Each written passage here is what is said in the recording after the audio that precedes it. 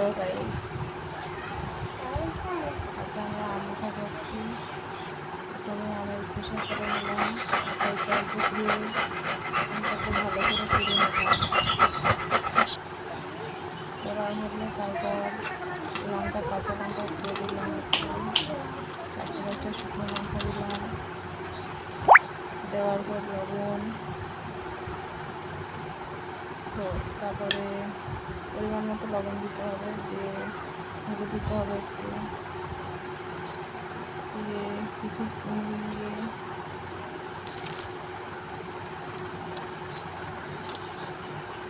লেবু পাতা দিয়ে, পারলে আপনার সর্ষে বাটা দেবেন, দিয়ে মাখিয়ে দেখুন আমার ছেলে খাওয়া শুরু করে দিল। আমার দিকে তাকাও।